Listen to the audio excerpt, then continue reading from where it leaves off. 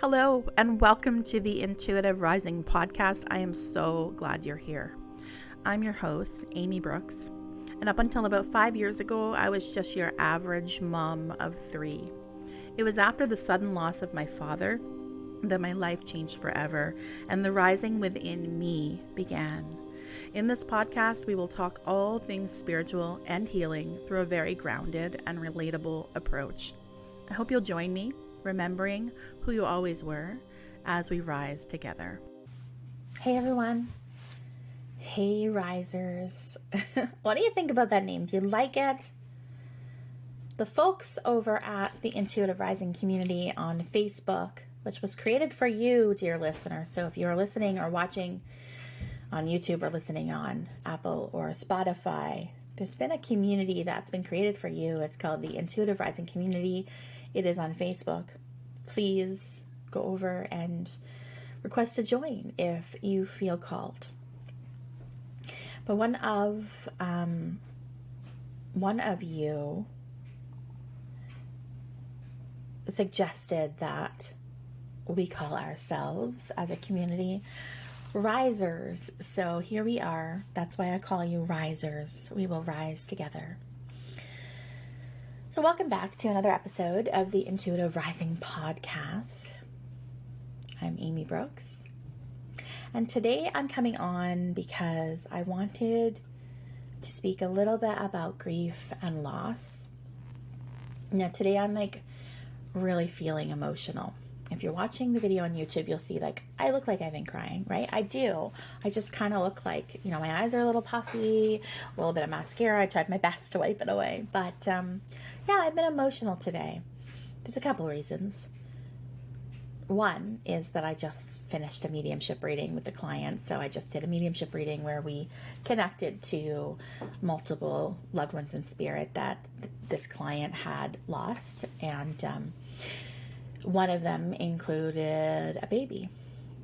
So I'm not going to give too much away about it as it is sensitive, and anonymous, and I don't have this person's permission to speak about it freely.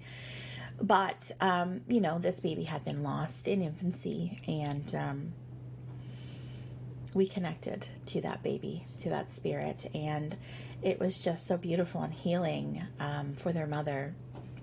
And, this session that I'm referring to had been rescheduled. So originally it was booked for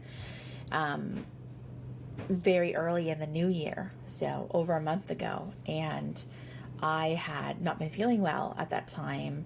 I had started a new medication over Christmas, and I had a very rare side effect to it, and I just did not feel very well at all. And so that was the only reading that I had during that time period, during those first few days of January. And so I rescheduled. I asked if we could reschedule, and she was very kind and accommodating and suggested this date. And as soon as she suggested it to me, I thought, this is divinely connected, because this date, today, the day that I'm recording, is the anniversary of my baby's transition to spirit. So I've mentioned him before. I call him Henry. I've named him Henry. And I lost him in pregnancy right around the 4-month mark. And this was a very traumatic loss for me. And, this is the day. Today's the day. Today's the anniversary. Today is, sometimes we think about loss as before and after, right? That this is the before times, this is the after times. And when she suggested this date, I thought, that's just so divinely timed, because I knew that she had lost a baby, and I knew that baby would very likely come into the reading, and I have a baby in spirit, so it just felt aligned. If a session ever needs to be canceled on my end, I'd never cancel it, but if it ever needed to be rescheduled because I was sick, or, just something happened, or if the client let me know, ahead of time, by the way, can we reschedule that? It's not going to work for me anymore. I always trust that. So please trust that too. If you've booked a session with me at some point, I just kind of have a stipulation that I need, 24 hours notice, but if you give me that, I have no problem, booking you at any time that you want, rescheduling you in. Trust that feeling, right? It always works out. In fact, there's been multiple times where I personally have needed to reschedule somebody because whatever reason, and when I give them the new date, they're like, I'm open, like whenever you have the next availability, let me know. And then I look at my schedule and I give a date back to them. There's been times that I've done that. They haven't told me until after we've had the session how amazing it was that I rescheduled it in the first place and chose that date. Maybe that date, there's been a few times where the date that I reschedule the person to is actually very significant to them. It might be an anniversary of the person's passing or somebody's birthday in spirit, right? Like there's always a reason. There's also been times where I've had to reschedule somebody because I haven't felt well. I mean, it doesn't happen as often as I am kind of making it out to be. It might happen like, 1 in 20 times, if that. But there's been times where I've reached out and told somebody, you know what, I feel so bad, but like, is there any way we could reschedule this so next week or in a few days from now? And the person will say, it's like you're reading my mind, because I couldn't reschedule with you because I know the 24 hours has passed, but I actually feel like rescheduling is for the best for both of us, because I'm like, maybe something's going on with them, right? So I just have learned to always trust that. So anyways, this reading I did this morning was a rescheduled today, and it was beautiful and it was healing, and I actually had a good cry after the session. It just hit me. Some readings just really hit me. All of them touch me, certainly. But there's some that just hit me in some way. And there's usually like some sort of, layer of healing in the reading for myself as well as the other person, as the client. So that's one reason why I'm looking a little emotional over here. And the other is that that today is the anniversary. And so I always remember him every February 10th, every day, right? Ask any mother who has ever lost a child, whether, after they were born or in utero, and they will know how old that child was, right? They'll never forget. I will never forget. And so I think of him very often, but I was thinking about him today, a lot this morning. I was thinking about him a lot. And then I shared this post that I share every year on Facebook when it shows up in my memories on February 10th. That is, I carry you in my heart. And I posted that little poem. It's from E.E. Cummings. And I had a good cry after I posted it, and I just felt his presence around me. I feel his presence around me very often. And it's interesting because I told you guys in episode 2 how the thing that kind of alerted me around the 10-week mark that maybe something wasn't right was the fact that I didn't feel him, that I wasn't dreaming about him, that I just didn't feel him. Now, I knew intuitively that he was a boy, as I did with my other children, the oldest two especially, just kind of knew their gender. But yeah, I didn't with him. I just had the sense, I did sense that he was a boy, but I didn't feel his presence around me very often, and that really unsettled me. But since he's transitioned to the spirit world, even in the process of losing him for those brutal few days that week after, I felt his presence very strongly, very, very, very strongly. And I do totally 100% believe that he was involved in, is involved in or connected to our youngest, who came in about 15 months after this loss. And I believe that they're connected, absolutely, and would know of each other at a soul level. And so this little guy, I refer to as my rainbow baby.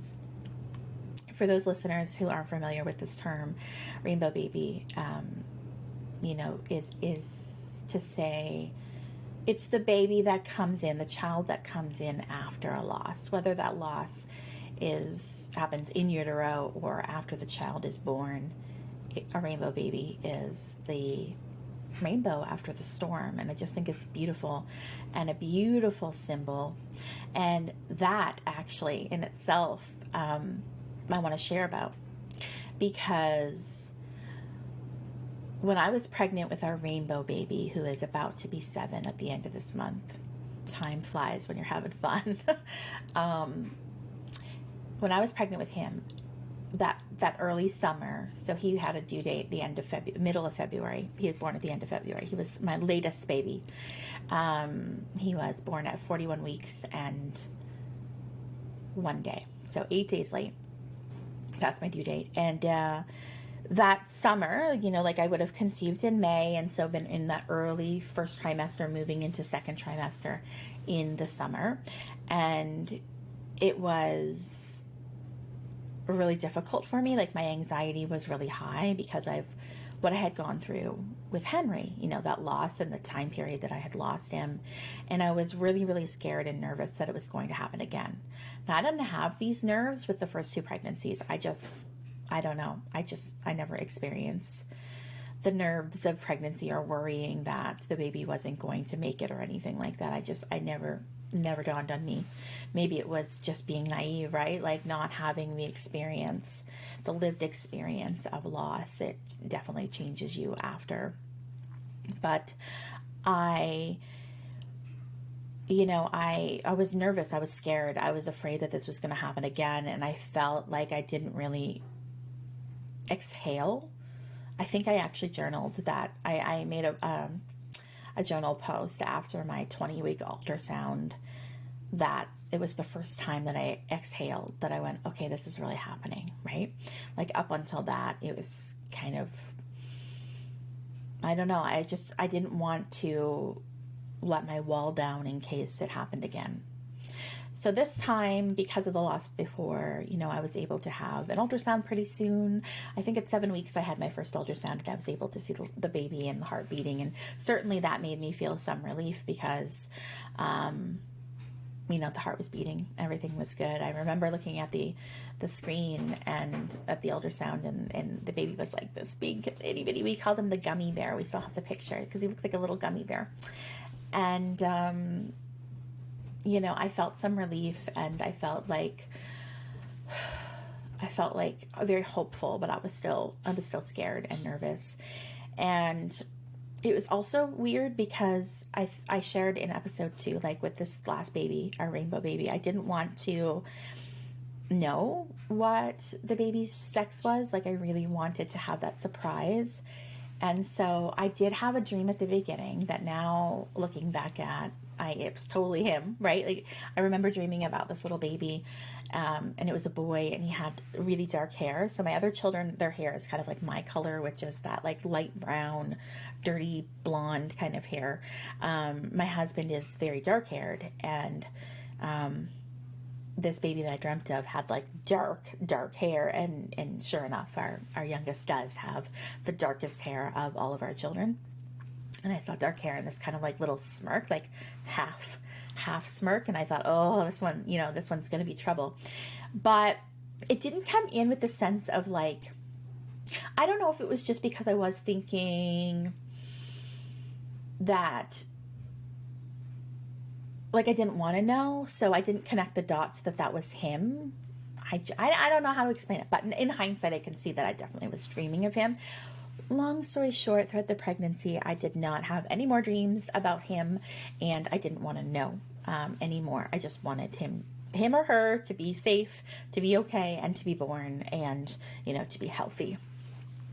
And so let's get back to that first summer. We did have a midwife. We had 2 midwives, and midwives are amazing. Shout out to any midwives that are listening. They are amazing.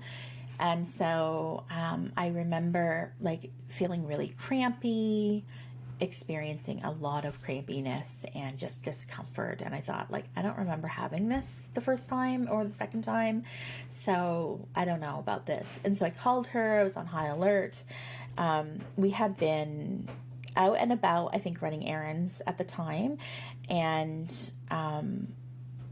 I ended up calling her from a Walmart parking lot. So we were parked at Walmart. We had just like run some errands and came back out when I was like, ugh, like when I sat back in the car, I thought, you know what, I think I should call. Like, I don't think I should let this go. I need to get checked out. And I looked up. So we had this like downpour. So it had been a really hot, sunny day in July, maybe August at this point.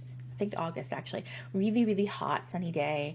And then all of a sudden it got really dark, a couple thunder showers or thunderstorms, thunder and lightning. And then it was like completely torrential downpour of rain.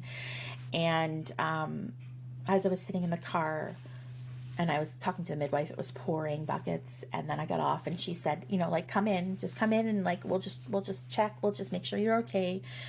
Come in as soon as you can. And so, after I hung up the phone, I looked up and the rain had stopped and there was a double rainbow. So 2 rainbows across the parking lot here at the Walmart. I have a photo of this.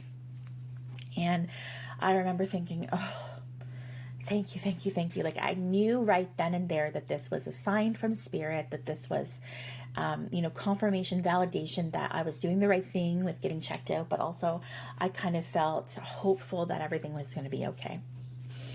And sure enough, I went to the midwives and heart was beating. Everything was okay. Kind of took it easy for a few days, put my feet up, and was okay. The rest of the pregnancy, like, I do feel like around the 20-week mark when I had an ultrasound, I kind of exhaled a bit. And there was a sense of like, okay, this is like really happening, because I had made it further than I had the last time in the pregnancy. So I thought, okay, like, this is good. This is good. We're making it this far.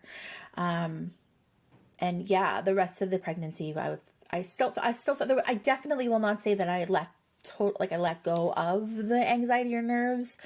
It wasn't totally gone until he was born, but it was less. And I started to get excited more about that. So yeah, I believe that Henry was absolutely involved in choosing this little guy, or, maybe he's connected to him in some way. I don't know, but I know that I will see Henry again, and I know that I can connect to him when I want, and I know he shows up in so many different ways for me. Rainbows are one. I can't tell you how many times. Actually, that happened again. The rainbows have happened at a few different times. But like that first one was that time in the parking lot at Walmart. And then the other times that has happened, it was many years after. Like, it wasn't until I kind of went through my spiritual awakening in 2017. And, opened up a bit more, because I do believe that the more that we expand our consciousness, the more that we are open to those signs and synchronicities, the more they show up for us, right? And some people might just say that's, some sort of bias or whatever. I don't know. I feel like it's more that when you expand your consciousness, you kind of take the blinders off, so that you're seeing what you would have missed, that what was always there and you would have missed maybe. And now it's like clear as day. I also believe that those things happen more frequently as well, as a way to say, hey, thought creates. You're thinking of this, you hear this on the radio, and then immediately you see something that's connected or the same, right? The example of this was a listener of my other podcast, Soul Rising. I remember she said she was listening to an episode of Soul Rising, and somebody had used a specific word or term, and it wasn't common. I don't know what it was. I can't remember in this moment, but it was something that was like not common, right? And she's listening and she's driving at the same time, and she looked up, like, probably within like 30 seconds of hearing the word, and there was a church, religious facility, for lack of better words, that had the same name associated with its name. And she went, whoa, like, what's that about? And what came through intuitively when she asked me was, It's a way to show you that, you are manifesting your reality, and that thought creates. You hear this, you immediately see it, right? It's that piece about manifesting. So on the last episode, I briefly touched on manifesting and instantaneous manifesting, and how in the spirit world it is instantaneous, that we're not limited by time and space, or anything. No gravity, right? No resistance. It's just instantaneous. And that we are here in this very dense, heavy earth suit to remember that we can manifest. Like, I think it's about remembering that you can, that it's possible, remembering that thought creates, remembering that you're creating your reality, that we are collectively creating our reality. And, here when we're in earth, things don't move as quickly. So it's not as often, like sometimes things do manifest. We might consider them manifesting instantaneously, but I probably feel like something, there's been working parts. There was things happening behind the scenes, and then it just appears that it might happen instantaneously. But more often than not, it takes a little bit longer, right? It's not instantaneous. And that's just because it has to play catch up, right? Like the energy is playing catch up. And so that's why it's so important, to hold the faith when you're manifesting, to keep in that vibration of faith, right? And curiosity. That was really strange. I don't know if you heard, but like my laundry room is behind me, and I put my dryer on way before I started recording this. In fact, I checked before I started recording it that the dryer had stopped, so I didn't have any interference and noise. And it was silent, and then the dryer just started, and then as soon as I started talking about it, the dryer stopped. I don't know what's going on back there, but okay. Funny enough, my youngest, who we'll call G, when he was really little, like probably I don't know, 15 months to 2, he was always afraid of the basement, which is where I am now. And especially in that back room, the door behind me, that's kind of like a utility room, where the furnace is and where the washer and dryer is. My husband has like a workbench back there. And he always said, and he actually is still insistent of this, like he's mentioned it even recently, that Poppy, which is, what my kids called my father, Poppy is by the furnace. Poppy is by the furnace over and over again. He used to say this when he was like 15 months old and barely had any words. And so it's interesting, right? Because G has never, he's met my father, but he only met my father once, and he was 6 months old. So probably doesn't have any like memories of him, but yet Poppy's behind the furnace. So yeah, I really wanted today to talk about Henry, and to talk about emotions, and to talk about grief and the importance of grief. It's important. I know that we try to, I'm going to do something. I'm going to do something right now. I am going to, as I'm talking about this, I am going to look on my Facebook, and I am going to find that blog that I referred to at the beginning, that I wrote about grief and being high tide days and low tide days. And I want to read it to you.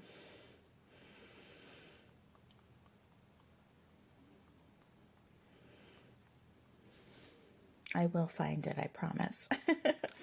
I'm scrolling. This is where I need, oh, look, I found it. This is where I need elevator music. Okay. I'm reading to you. I wrote this on October 28th, 2018. Grief. Grief is a complicated, confusing, overwhelming emotion that many do not talk about.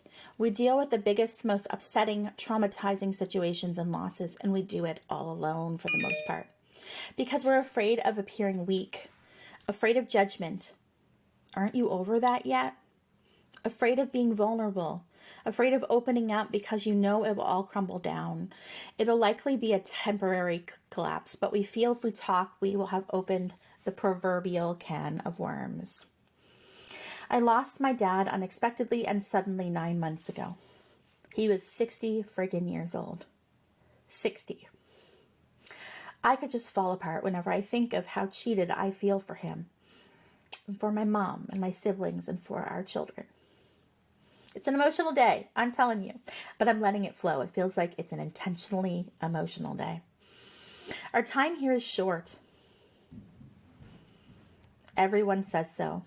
Enjoy it to the fullest, they say. But what happens when you feel stalled? When you feel overwhelmed and utterly and completely furious? Whew, I feel like I'm going to cry. With the universe for taking away someone you love. Grief ebbs and flows. Sometimes the ocean waters are calm, and some days there's a little ripple. Some days are dark and stormy, and the last thing you want is to be on a life raft battling it alone.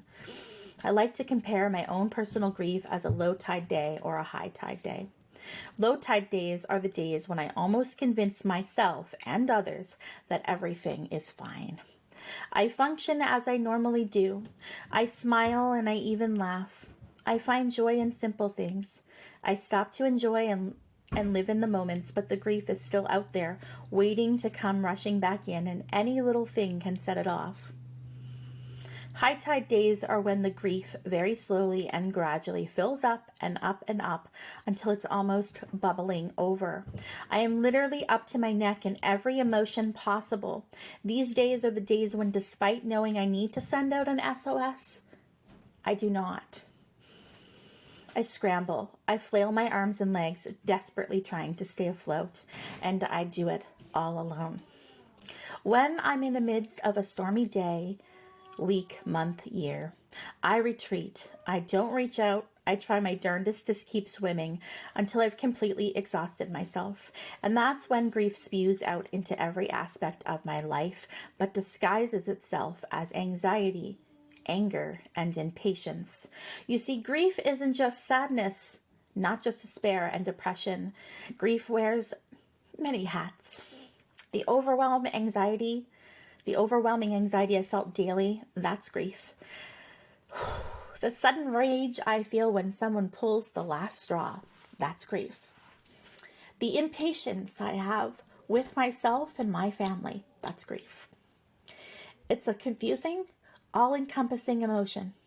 So today, I'm throwing out my version of an SOS for myself and for anyone else out there silently hurting. If you can't speak it, whisper it.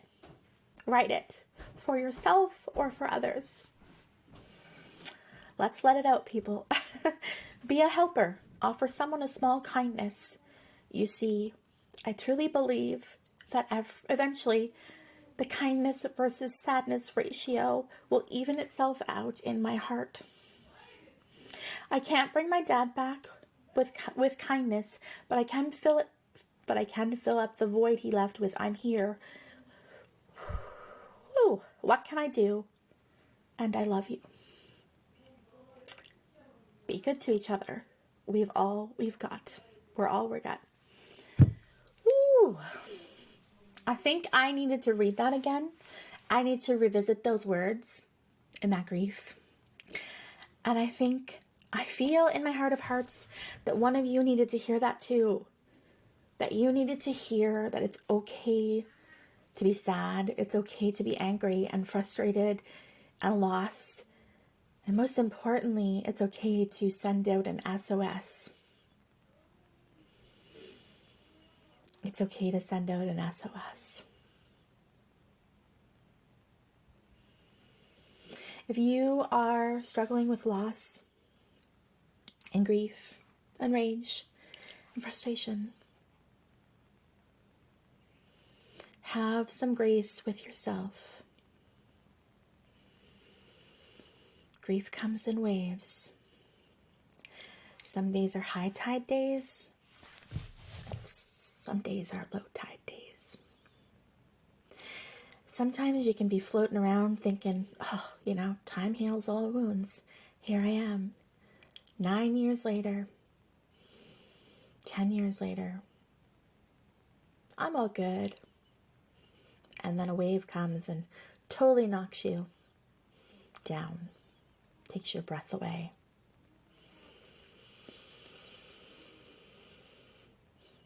I feel called to end this episode with a spontaneous card pull. If you listened to last week's episode, episode 7, I shared about pulling a card from this specific deck, and that I got emotional and cried and just felt as it was so relieving, and is that a good word? I don't know. It was so comforting. It is from the Sacred Rebels Oracle, and it happens to be sitting by me once again. And I am going to pull a card because I feel like we have a message here. I also want to share a message from a card that's staring me in the face. That's from the Empath's Empowerment deck.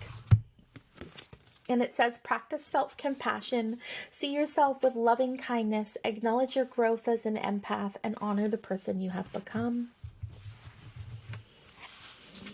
Self-compassion and grace with you as you're grieving. If you're lost, if you're confused on your healing journey. Here we go. Okay. Oh, I've never pulled this card before, so I'm really excited to read it to you. So it's interesting that you can't make this stuff up. You really can't. So I'm talking about water, right? Using it as a metaphor with grief. High tide, low tide.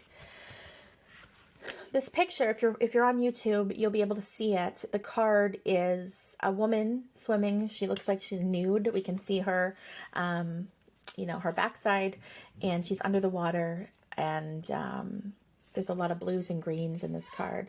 And the card is against the grain. Okay, so I am going to read this to you and see what the message here is for you. So, against the grain, what does Spirit have to say for us today? What guidance when it comes to grief and healing and loss? So it says, so interesting, Aleph, I forgot to mention, in this picture, it's kind of odd because it's a woman swimming underneath the water, but at the top of the card, in the water, or maybe like above the water, and it's just her view from underneath the water, there are birds flying. Okay, so it says, you want birds to be able to fly underwater. You want love to trump power. You want humanity to relate to each other as equals and to recognize the sacredness in you and in the world around you. You want to unleash the beauty that hides in even the ugliest of scenes and sentiments. You want to make possible what others cannot be. You are a radical dreamer, a sacred rebel, and you bring the light of a more positive future to the world. However, this can have its burdens. Deep within you, you may feel that you don't really fit in with the rest of the world. Perhaps your sense of how things can be and how they really are is so different to the smaller minds or more fearful hearts of many others that you are rarely received for all that you offer. This might make you feel frustrated and lonely at times. The universe loves you for your unusual take on things, for the quirkiness in you that dares to honor that which is different and renders the impossible possible. You must never ever lose your ways and become dry, serious, appropriate, and conventional, even for appearance's sake, for you would lose your essence. You are here to show that life is about so much more than conventional success. You are someone who lives and breathes in the depths of creative waters. You need to lose yourself to the flow of music, nature, dreams, imagination. You must go against the grain. It's just your way. You're not one of the followers, but one of the agitators. Ooh, I love that. However, yours is not a force of disrespectful chaos. You are a loving catalyst, and by simply being yourself, you constantly remind people that there is always another way. This oracle comes with the particular guidance that you're meant to be exactly as you are. You're meant to be that black sheep. The rainbow sheep. Okay, the rainbow sheep, it says. We just talked about rainbows. Hello, Henry. Hello, Henry. Sending me a sign. And even the wild wolf in the flock of sheep. This daring butterfly spirit calling to the caterpillars, that is you. The price you pay for the gift of individuality is that you must take care of it and guard it so that you are not dulled down and conditioned into playing into something that you are not. Oh, I love this so much. I love that message so, so much.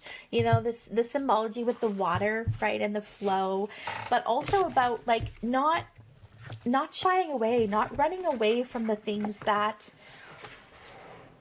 are darker or that people don't want to talk about. I mean, grief is one of those things that a lot of people don't want to talk about. I mean, the most common fear in the world, as you know, a collective, has got to be death. You know, like everything comes back to that fear of, what if this is it? What if I cease to exist? And so, you know, but that in itself is a part of life. And that I see death now. I used to be somebody that was very, very fearful of death. I see death now as just a rebirth into another stage, another evolution of the soul, the next level. I know in my heart of hearts that the only true death is that of the physical body. This meat suit is only meant to survive. It's made for the earth. It is of the earth. It's made of the stars, right? Stardust in our cells. And, you know, this can only live here. We don't have this when we go to spirit. If you've lost somebody that maybe maybe the way of passing was traumatic, or there was an illness and that person lost the ability to be themselves, or were in so much pain all the time, I want you to know, my clients can vouch this, that when they transition to the spirit world, they are not bound by their human body anymore. The pain is gone.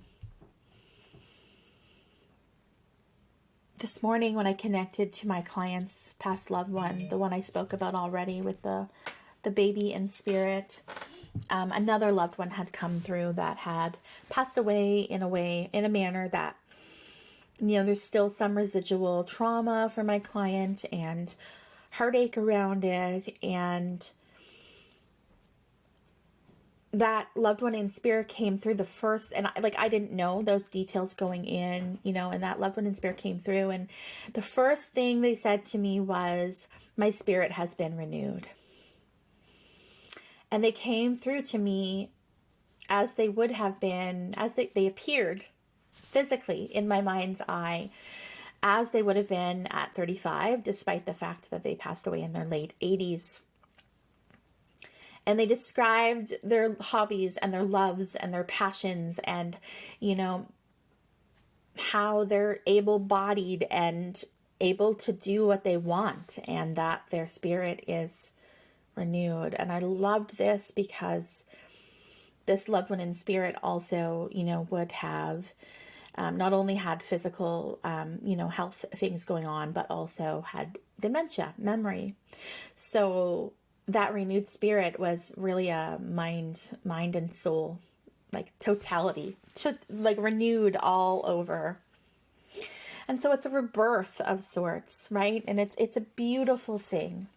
And I think that the more we talk about death, and the more that we share how we feel as those that have been, you know, left behind.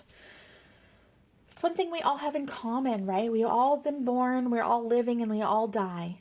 And we all have experienced others who have passed. It's this commonality among us, whether or not we want it or not. We all understand it. And I think we really just have to get on board with talking about it and moving through the silences and moving through the taboo of talking about it. Now, you might be a listener who's just curious about this work, and maybe you don't fully believe, or you're skeptical in what it is that I do, and that's okay. I applaud you for being here and listening and having an open mind. I am never going to be somebody that forces my beliefs on somebody else. I think that, you know, if somebody is to open up spiritually to, you know, the possibilities that I bring forward, that there's divine timing in that is meant to happen as and when it does. So, just keep an open mind, and thank you for listening. If you are skeptical or, maybe not even a believer, that's okay. I have people in my life that might be skeptical, and not skeptical of me. Like, that's actually a commonality. I've had people that I've worked with before, that I've grown up with, say, I'm kind of don't know what to do about this. Like when I came out as a medium, because I know you and I know what kind of person you are. And I know that you're like actually a good person. Like, you are somebody that is very compassionate and honest and transparent and kind. And so I had like one person in particular say this to me: I am unsure how to rectify that, what I know to be true about you, and the fact that you're doing something that, say, my religion would say is not possible for a human to do. And so, sometimes when we go through a spiritual awakening, there can actually be experiences of grief that go along with that, especially if you're somebody that has maybe like deep religious views. You've been brought up a certain way, and this is what has been told to you as truth, and maybe all of a sudden you're experiencing things that are different than that, and that maybe shouldn't be possible based on what you learned. And so just have grace with yourself. Take it easy with yourself. You're not going crazy. The universe is magic. You are magic. You are an expression of the divine. I truly believe that we all are the universe, the divine, experiencing itself, manifesting itself. I hope today's chat about grief, I know it was kind of impromptu, and I really just wanted to get out of my heart what needed to come out and share that piece that I wrote about grief, because I felt like somebody needs to hear it. I feel like somebody needs to hear it. Speak their name. Talk about them. Talk to them. Spirit is a thought away. That's how energy works. When you think about someone who is now in energy form, in spirit form, you invite their energy to you.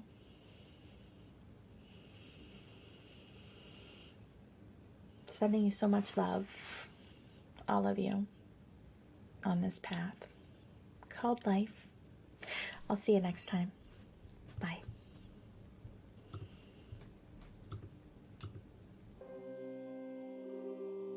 Thank you for joining me for another episode here of the Intuitive Rising podcast. If you would like to continue the chats and join the community, please join us over on Facebook and search for the Intuitive Rising community. All are welcome. If you enjoy this podcast, please consider giving it a 5-star rating. If you'd like to connect with me directly, please visit my website at theintuitiverising.com.